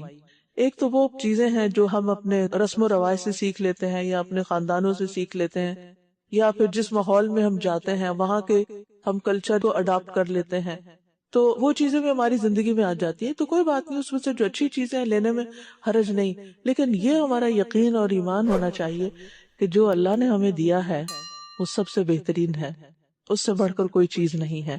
اور پھر آپ دیکھیے کہ بندوں نے ہمیں جو طریقے سکھائے یا کسی خاص کلچر نے، اسکول کالج یونیورسٹی سے ہم کچھ لے لیتے ہیں، اپنی ورک پلیس سے کچھ ایٹیکیٹس کچھ پروٹوکولز ہم اختیار کر لیتے ہیں. تو ان سب چیزوں کو اختیار کرنے پر ہمیں تھوڑا سا وقتی فائدہ ہو جاتا ہے. مثلا کسی کو ہم ہیلو ہائے کر دیتے ہیں تو اگلا بندہ خوش ہو جاتا ہے، بات ادھر ہی ختم ہو گئی. نہ ہیلو کا کوئی مطلب اور نہ ہائے کا کوئی مطلب اور نہ اس کو کچھ ملا نہ ہمیں کچھ ملا. لیکن جب ہم کسی کو السلام علیکم کہتے ہیں اس کی بجائے، تو السلام علیکم کہنے پر ہی اجر ہے. ایک ایک حرف پر 10 نیکیاں کرتے ہوئے آپ سوچئے، اور پھر ساتھ ہی دعا ہے اور ساتھ ہی ایک میسج بھی ہے کہ تم ہم سے امن میں ہو، ہم تمہیں کوئی نقصان نہیں دیں گے. اور پھر آپ دیکھیے کہ اسمائل کرنا، وہ ہر کلچر میں اسمائل کرنے کے اوپر فوکس ہوتا ہے، لیکن ہمارا دین کیا بتاتا ہے کہ اسمائل کرنا تبسمک فی وجہ اخیک صدقہ، کہ تمہارا اپنے بھائی کے چہرے پر یعنی سامنے اس کو دیکھ کے مسکرا دینا بھی صدقہ. یعنی اگر اور کچھ نہیں صدقہ کرنے کو تو مسکراتے ہی رہو، یہ بھی فائدے کی چیز ہے. یعنی ان تمام مواقع پر ہم جو کچھ کریں گے، ایک تو یہ کہ رہنمائی تو ہے ہی، پلس یہ کہ جو کچھ ہم کریں گے اس پر اجر و ثواب ملتا جائے گا، نیکیاں ملتی جائیں گی. دنیاوی تعلقات ہمارے اچھے ہوں گے ہی، ساتھ ہمارا نامہ اعمال ہیوی ہونا شروع ہو جائے گا. چلتے پھرتے ہم ایک دفعہ کہہ دیتے ہیں سبحان اللہ و بحمدہ تو جنت میں ایک درخت لگ جاتا ہے. کیا دنیا میں ایک منہ ہلانے سے کوئی درخت لگتا ہے؟ ایک پودا بھی لگانا ہو تو اس کی کتنی کیئر کرنی پڑتی. یعنی جنت کمانا مشکل نہیں ہے، لیکن بات یہ ہے کہ ہمارا دشمن ہمیں غافل کیے رکھتا ہے اور ہم وہ نہیں کرتے جو ہمیں کرنا چاہیے. تو اس لیے بہت ضروری ہے کہ ان چھوٹی چھوٹی چیزوں کو ہم سیکھیں بھی اور کرتے بھی جائیں، اور کسی انسان پر احسان جتانے کے لیے، اس سے کسی مطلب کے لیے یا کسی فائدے کے لیے نہیں، بلکہ اللہ کی رضا کے لیے کرتے جائیں. اور all the time you are in Ubadah, all the time آپ اللہ کی امان میں ہوتے ہیں، عبادت میں ہوتے ہیں، ذکر کرتے ہیں، شکر کرتے ہیں، کبھی صبر کرتے ہیں، کبھی کوئی تکلیف آ جاتی ہے تو انا للہ پڑھتے ہیں، اور کبھی تکلیف چلی جاتی ہے تو اللہ تعالیٰ کا شکر ادا کرتے ہیں. تو گویا یہ ہمارا دین ہے، دین اسلام، اور یہ اللہ تعالیٰ کا پسندیدہ دین ہے. اللہ تعالیٰ فرماتے ہیں الیوم اکملت لکم دینکم واتممت علیکم نعمتی ورضیت لکم الاسلام دینا، کہ میں نے دین اسلام کو تمہارے لیے پسند کیا ہے اور اپنی نعمت تم پر تمام کر دی ہے اور دین کو تمہارے لیے مکمل کر دی. یعنی کوئی گوشہ زندگی کا ایسا نہیں ہوگا کہ جس میں تمہیں رہنمائی نہ ملے، جس کے بارے میں ہم کہیں کہ اچھا یا اس معاملے میں پتہ نہیں دین کیا کہتا ہے. اور پھر یہ ہے کہ ہمارا دین ایک روشن دین ہے، کوئی ایسی چیزوں پر مشتمل نہیں کہ جو اندھیرے میں ہو. نبی صلی اللہ علیہ وسلم نے فرمایا میں نے تمہیں سفید روشن دین پہ چھوڑا ہے جس کی رات بھی دن کی طرح ہے. اب وہی کجربی یعنی گمراہی کا رستہ اختیار کرے گا جو ہلاک ہونے والا ہے. یعنی اس کو چھوڑ کر اگر کوئی اور طریقے پہ چلتا ہے تو پھر وہ اپنے لیے ہلاکت لیتا ہے. پھر اسی طرح آپ دیکھیں کہ ہمارے دین نے ہر چیز کے بارے میں ہمیں خبردار بھی کیا ہے، کیا تمہارے لیے اچھا ہے اور کیا تمہارے لیے اچھا نہیں ہے. اور ہر وہ چیز جو جنت میں لے جانے والی وہ بتا دی گئی، اور ہر وہ چیز جو جہنم کا راستہ دکھاتی ہے وہ بھی بتا دی گئی ہے۔ عبداللہ بن مسعود رضی اللہ عنہ کہتے ہیں کہ رسول اللہ صلی اللہ علیہ وسلم نے فرمایا، جو چیز تمہیں جنت کے قریب کر سکتی ہے میں نے تمہیں اس کا حکم دے دیا ہے، اور جو چیز تمہیں جہنم کے قریب کر سکتی ہے میں نے تمہیں اس سے بھی منع کر دیا۔ اب یہ پھر ہماری چوائس پر ہے کہ ہم کیا اختیار کرتے ہیں، کیا چیز اپنے لیے پسند کرتے ہیں۔ اور یہ ہمیشہ یاد رہے کہ جو بھی ہم کریں گے نا اس کا نتیجہ ہم ہی کو ملے گا۔ اچھا کریں گے تو انعام بھی ہمیں کو ملے گا، اور اگر نہیں تو اللہ نہ کرے کہ سزا بھی اسی کو ملے گی جس نے کچھ برا کیا ہوگا۔ ان احسنتم احسنتم لانفسکم، اگر تم اچھا کرتے ہو تو تم اپنی ہی ذات کے لیے کرتے ہو۔ اللہ تعالیٰ کو ان چیزوں کی کوئی ضرورت نہیں، کوئی حاجت نہیں، اور کوئی فائدہ نہیں، اور اگر کوئی نہیں کرتا تو اللہ تعالیٰ کا کچھ نقصان بھی نہیں۔ یہ تو محض اس کی مہربانی ہے، کیونکہ اس نے ہمیں پیدا کیا نا، وہ جانتا تھا کہ ہمیں کن چیزوں کی ضرورت ہے اور ہمیں کس موقع پہ کیا کرنا چاہیے، لہٰذا اس نے اپنے خاص فضل، مہربانی اور رحمت کی وجہ سے ہمارے لیے اس دین کی نعمت کو واضح کر دیا اور اس کا علم ہمیں عطا کیا۔ اور پھر ایک اور بڑی اہم بات یہ ہے کہ یہ دین جو ہے یہ ہمارا فطرت کے عین مطابق ہے، یعنی جو ہماری نیچر میں چیزیں ہیں اس کے مطابق ہے۔ قرآن مجید میں لقمان حکیم کا ذکر آتا ہے، وہ کوئی نبی نہیں تھے، اللہ نے ان کو حکمت عطا کی تھی اور انہوں نے کچھ نصیحتیں اپنے بیٹے کو کی تھی۔ اب سوال یہ پیدا ہوتا ہے وہ نبی تو نہیں تھے، انہیں یہ ساری باتیں ایک ایک کر کے سکھائی تو نہیں گئی تھی، لیکن پھر انہوں نے کہاں سے سیکھ لی؟ تو بات یہ ہے کہ ہر انسان جو اپنے ساتھ سچا ہوتا ہے، جو فطرت پر ہوتا ہے، اگر اس کے اوپر کوئی اور ادھر ادھر کے اثرات نہ ہو، معاشرے کے اثرات نہ ہو، اس کے والدین نے اسے انڈاکٹرین نہ کیا ہو، تو وہ وہی کرے گا جو دین اسلام ہمیں بتاتا ہے، وہی اس کی نیڈ ہے اور وہی اس کی ضرورت ہے۔ پھر ہم دیکھتے ہیں کہ دین اسلام جو ہے وہ اللہ سبحانہ وتعالیٰ نے ہماری خلقت اور ہماری فطرت کے مطابق رکھا ہے، اور جو شخص اس کو فالو کرے گا اس کو اطمینان نصیب ہوگا، اور جو شخص اس کو فالو نہیں کرے گا اس کے اندر اضطراب ہوگا، بے چینی ہوگی، اس کے اندر گھٹن ہوگی، اس کے اندر پریشانی ہوگی، اداسی ہوگی، کیونکہ اللہ سبحانہ وتعالیٰ فرماتے ہیں فَمَن يُرِدِ اللَّهُ أَن يَهْدِيَهُ يَشْرَحْ صَدْرَهُ لِلْإِسْلَامِ وَمَن يُرِدْ أَن يُضِلَّهُ يَجْعَلْ صَدْرَهُ ضَيِّقًا حَرَجًا كَأَنَّمَا يَصَّعَّدُ فِي السَّمَاءِ كَذَلِكَ يَجْعَلُ اللَّهُ الرِّجْسَ عَلَى الَّذِينَ لَا يُؤْمِنُونَ۔ تو وہ شخص جسے اللہ چاہتا ہے کہ اسے ہدایت دے، اس کا سینہ اسلام کے لیے کھول دیتا ہے، یعنی وہ پھر اسلام کو ویلکم کرتا ہے، وہ دین کی باتوں کو خوشی سے لیتا ہے، اور جسے چاہتا ہے کہ اسے گمراہ کرے اس کا سینہ تنگ اور نہایت گھٹا ہوا کر دیتا ہے، اور پھر گمراہی میں اور بھی اس کا دل گھٹتا چلا جاتا ہے اور تکلیف اور تنگی میں مبتلا ہو جاتا ہے، گویا کہ وہ مشکل سے آسمان پہ چڑھ رہا ہے۔ آسمان پہ چڑھنا جو ہے وہاں آکسیجن کی کمی ہو جاتی ہے، جو انسان اوپر جاتا ہے تو سانس رکنے لگتا ہے۔ تو کچھ لوگ ایسے ہوتے ہیں کہ جن کو دین کی بات سننا، قرآن کی بات سننا، اسلام کی بات کرنا وہ اتنا ناگوار ہوتا ہے کہ گویا ان کے اوپر کسی نے مصیبت ڈال دی، وہ تھوڑی دیر بھی آرام سے بیٹھ کے سن نہیں سکتے اللہ کی بات کو۔ تو اس لیے ہمیں ہمیشہ دعا کرتے رہنا چاہیے کہ رب اشرح لی صدری ویسر لی امری واحلل عقدۃ من لسانی یفقہوا قولی، کہ اللہ میرا سینہ کھول دے۔ کس کے لیے کھول دے؟ ہدایت کو سمجھنے کے لیے کھول دے، بات کو سمجھنے کے لیے کھول دے، اور پھر اس کے بعد اس کو کمیونیکیٹ کرنے کے لیے کھول دے، دوسروں کو سکھانے کے لیے کھول دے، کیونکہ جب انسان دوسروں سے بات کرنا چاہتا ہے تو بعض اوقات کہنا کچھ چاہتا ہے، کہہ کچھ اور دیتا ہے، تو وہ اس کے اندر جو اللہ سبحانہ وتعالیٰ نے اچھا خیال ڈالا ہو یا دوسروں کی خیر کی کوئی بات ڈالی ہو یا اس نے کچھ سیکھی ہو، تو ایسی صورت میں اللہ سے دعا کرنی چاہیے کہ میں اس کو پراپرلی کنوے بھی کر سکوں۔ پھر آپ دیکھیے کہ یہ دین جو ہے یہ درست راستے کی طرف رہنمائی کرنے والا ہے جس میں ہماری دنیا اور آخرت کی کامیابی ہے۔ یہ تو ایک جنرل اور عمومی بات ہوئی۔ تو اب مجھ سے یہ ریکویسٹ کی گئی تھی کہ میں کچھ رہنمائی ایسی دوں کہ جس سے ہمیں کچھ فائدہ پہنچے، جینے کے کچھ اصول بتاؤں۔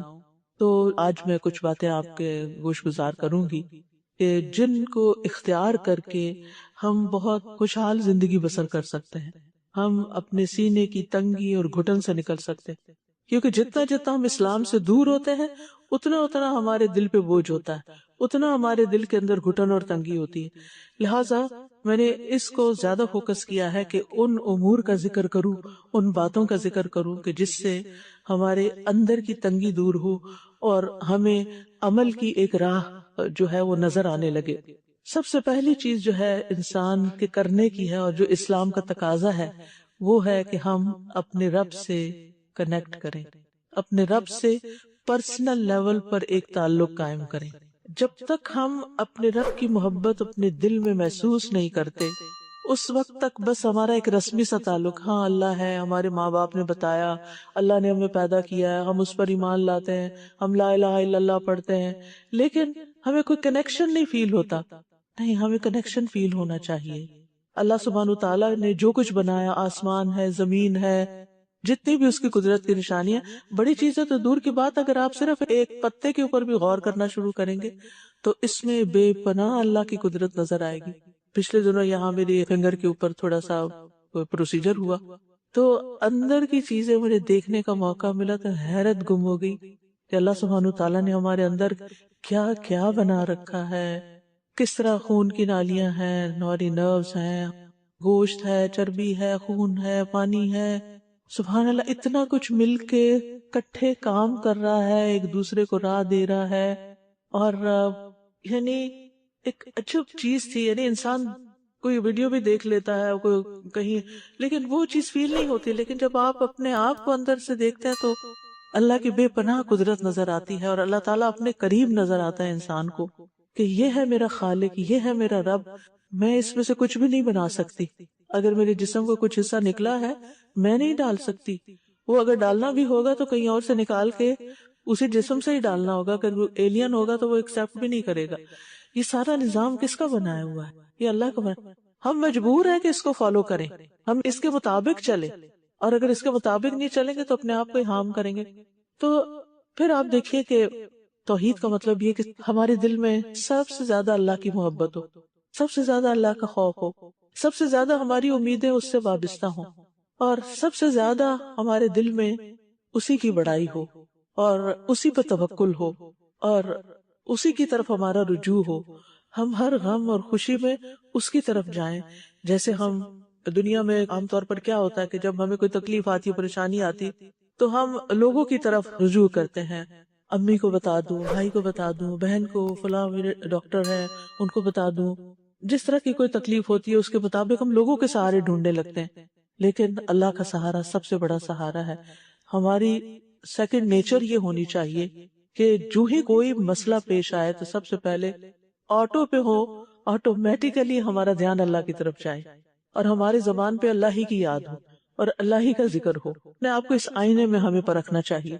جب یہ چیز پیدا ہو جائے گی تو دل کھلنا شروع ہو جائے گا۔ پھر یہ ہے کہ ایمان اور عمل صالح جو ہے، ایمان اور یقین کی جو قوت ہے، یہ انسان کے دل کو سکون عطا کرتی ہے، اور پھر اس کے ساتھ ساتھ نیک عمل، کیونکہ عمل جو ہے وہ ایمان کا حصہ ہے، وہ الگ چیز نہیں ہے۔ یعنی یہ ہو نہیں سکتا کہ آپ اللہ کو مانیں اور اللہ کی بات نہ مانیں۔ اللہ سبحانہ تعالیٰ کو ماننے کا مطلب یہ ہے کہ ہم اس کی بات بھی مانیں۔ اب اگر کوئی آپ سے آ کے کہے کہ میں آپ پہ ٹرسٹ کرتا ہوں، میں آپ کی بہت قدر کرتا ہوں سب کچھ، اور آپ اس کو چھوٹا سا کام کہیں تو وہ کہے کہ I'm sorry، یہ میں نہیں کر سکتا، یہ مجھ سے نہیں ہوتا، تو یہ کس قسم کی محبت ہے اور یہ کس قسم کی اللہ سبحانہ تعالیٰ کی یاد ہے۔ پھر اس کے بعد آپ دیکھیے کہ تیسری چیز جو انسان کو فائدہ دیتی وہ علم نافع ہے۔ علم تو دنیا میں بہت ہے، بے شمار کتابیں لکھی گئی ہیں، اور آپ نے بھی زندگی میں ہو سکتا بہت کچھ پڑھا ہو، لیکن ضروری نہیں کہ وہ سارا کچھ آپ کو فائدہ دے رہا ہو، بعض اوقات وہ الٹا نقصان بھی دیتا ہے۔ تو ہمیں یہ دعا بھی سکھائی گئی کہ اللہم انی اسألک علما نافعا، کہ اے اللہ مجھے علم نافع عطا فرما۔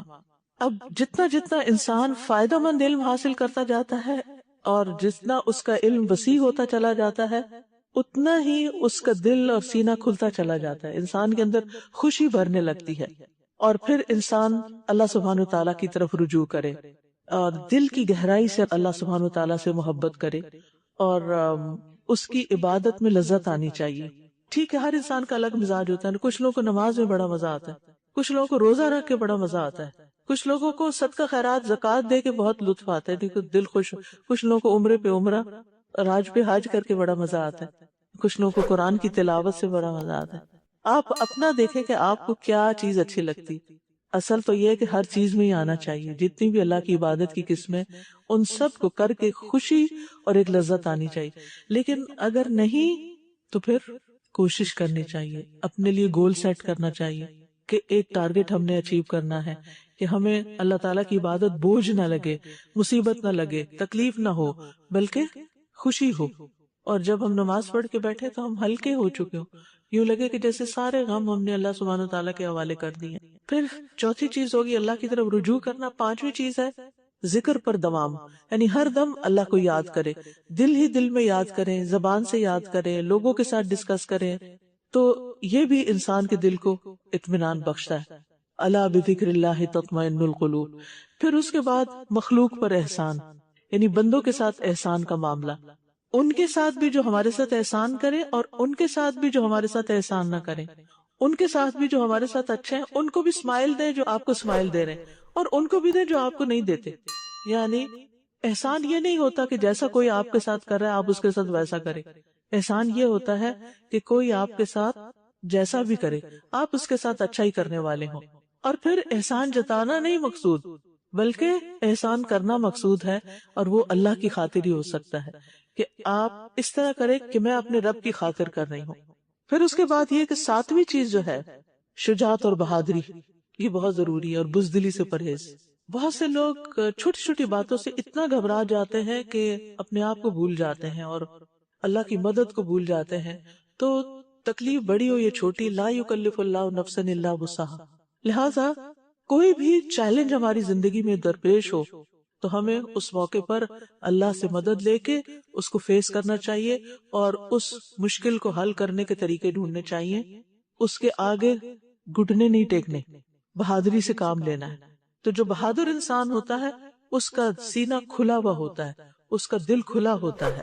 پھر آٹھویں چیز ہے دل سے کھوٹ نکالنا, یعنی دل کا کھوٹ, دل کی تنگی, حسد, بغض, کینہ, دشمنی, کنجوسی, ظلم اور دوسروں سے نفرت اور دوسروں کے بارے میں بدگمانیاں, ان سے دل کو صاف کرنا ہے. کیونکہ یہ چیزیں جو ہے یہ انسان کے دل کو کبھی بھی خوش نہیں ہونے دیتی. اب جس سے آپ سے حسد رکھا ہوا اس کو تو کچھ ہوگا یا نہیں, لیکن آپ تو تکلیف میں ہے نا. حسد کی آگ ہوتی ہے اور اس میں انسان جلتا رہتا ہے, کسی کی خوبی دیکھ کے, کسی کی اچھائی دیکھ کے وہ خوش نہیں ہوتا. عبداللہ بن عمر کہتے ہیں کہ رسول اللہ صلی اللہ علیہ وسلم سے سوال کیا گیا کون سا آدمی افضل ہے؟ آپ نے فرمایا ہر سچی زبان والا اور صاف دل والا. صحابہ نے کہا سچی زبان والا تو ہم جانتے ہیں, یہ صاف دل والا کون ہوتا ہے؟ آپ نے فرمایا پرہیزگار, پاک باز, جس کے دل میں نہ کوئی گناہ ہو, نہ زیادتی, نہ کینہ, نہ حسد. صاف صاف, یعنی اگر کوئی چیز اس کے دل کو اچھی نہیں بھی لگی تو تھوڑی دیر کے بعد اس کو بھلا کے کوئی اچھے خیالات لائے. یہ ٹھیک ہے, کچھ چیزیں ہمیں بہت بری طرح ہٹ کرتی ہیں, ہمیں تکلیف دیتی ہیں, بعض اوقات اپنوں کی, اور اپنوں کی زیادہ دیتی ہیں. کوئی اور کچھ کہہ دے تو شاید اتنا برا نہ لگے, اگر اپنی ماں بھی کچھ کہہ دے تو آنسو نکل آتے ہیں. تو اٹس ویری نیچرل کہ انسان کو تکلیف دیتی ہیں یہ چیزیں, لیکن ان چیزوں کو اچھی چیز سے بدل دینا چاہیے. آپ دیکھیے کہ اگر آپ پانی پی رہے ہیں اور اچانک کوئی آپ کو چیز چھوٹی سی نظر آتی ہے, اس میں بلیک سا ڈاٹ نظر آتا ہے, تو آپ کیا کرتے ہیں؟ پانی چھوڑ دیتے ہیں یا وہ چیز نکال دیتے ہیں؟ اچھا یہ چھوٹی سی کوئی چیز ہے, اس کو باہر نکال دو, پانی پی لو باقی. یعنی کہ چلتے چلو, ان باتوں کو لے کے بیٹھنے کی ضرورت نہیں. اور پھر نویں چیز فضول اور بے مقصد چیزوں سے بچنا, یعنی وہ چیزیں جو ہماری زندگی میں کوئی بھی ویلیو ایڈ نہیں کر رہی, چاہے وہ ہمارے فرینڈز ہوں, چاہے وہ ہمارے کام ہوں, چاہے ہماری ہابیز ہوں, کچھ بھی ہو, اگر اس چیز سے کوئی نتیجہ نہیں نکل رہا, کوئی فائدہ نہیں ہو رہا, تو ان چیزوں کو چھوڑ دینا چاہیے اور زیادہ اہم چیزوں کی طرف متوجہ ہونے چاہیے. ضرورت سے زیادہ باتیں کرنا, ضرورت سے زیادہ باتوں میں لگ جانا, ضرورت سے زیادہ لوگوں میں گھلنا ملنا, ضرورت سے زیادہ کھا لینا, ضرورت سے زیادہ سو جانا, ضرورت سے زیادہ چیزوں کو اپنے اوپر سوار کر لینا, چھوٹی سی بات کو اپنے اوپر بس حاوی کر لینا, طاری کر لینا کہ یہ کب ختم ہوگا, یہ کیسے ہوگا. تو ان چیزوں سے بھی باہر نکلنا چاہیے. یعنی انسان کو ہر چیز بیلنس کے ساتھ کرنے کی ضرورت ہے, ایک لمٹ کے اندر کرنے کی ضرورت ہے. اس سے انسان کے دل کے اندر ایک خوشی پیدا ہوتی ہے. اگر آپ زیادہ کھا بھی لیں گے نا, اس وقت تو مزہ آ رہا کھا رہے کھائیں, اس کے بعد جو طبیعت خراب ہوگی وہ ساری خوشی ماری جائے گی. آپ سونے میں مزہ آ رہا ہے, اٹھنے کو دل نہیں چاہ رہا, سوئے جا رہے, لیکن جب آپ اٹھیں گے تو پھر کیا فریش اٹھیں گے؟ جب ضرورت سے زیادہ سو لیا جاتا ہے تو انسان اس میں بھی تھک جاتا ہے. پھر اسی طرح یہ ہے کہ آپ ضرورت سے زیادہ باتیں کر لیتے ہیں تو تھوڑی دیر کے بعد آپ پھر ایک ٹھنڈی سانس لیتے ہیں، ایسے دل کے اندر ایک اداسی سی آ جاتی ہے. ٹائم ویسٹ کر لیتے ہیں تو تب بھی ایسی پریشانی سی آتی. لیکن اگر آپ ضرورت کی بات کریں، نہ تو کسی کو اگنور کریں اور نہ ہی بہت باتوں میں لگ جائیں، مناسب انداز سے ایک معتدل بات، کسی سے ملاقات بھی کرنے جائیں تو بیکار میں بیٹھے نہ رہیں کہ نہ کسی کا وقت ضائع کریں نہ اپنا کریں. اور